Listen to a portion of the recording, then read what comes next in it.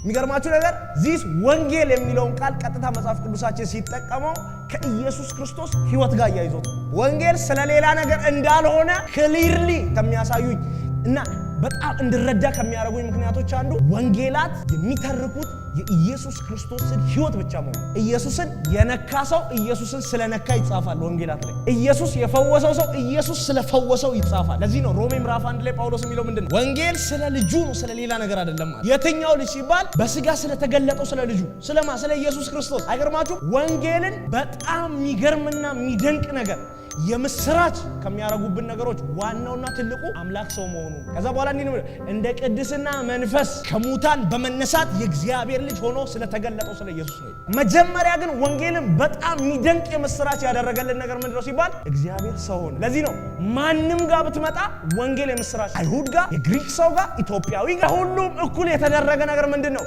እግዚአብሔር ሰው ሆነ። ከዛ በኋላ ሁለተኛው ወንጌልን በጣም ምርጥና የሚደንቅ ነገር የሚያደርገው መሰላችሁ? ከሙታን መነሳት አለ። ወንጌል ተነስቶ እኛን ያነሳን ጌታ ያለው ኢየሱስ ክርስቶስ ነው። ሰማይ ቁጭ ብሎ አይደለም ትነሳላችሁ ያለው፣ መጣ፣ ሞተ፣ ተነሳና ይዞን ተነሳ። ብዙ ሃይማኖቶች የምታየው የሆነ መሪያቸው የሆነ እንትናቸው ይመጣና በመጨረሻው ቀን ፍርድ ይሆናል፣ የሞቱ ሰዎችም ይነሳሉ ምናምን ይላሉ። እኛ ጋር መምህርና ጌታችን የሆነው ኢየሱስ ክርስቶስ ሞቶ ሞትን ድል አድርጎ ተነሳና መነሳት አለ።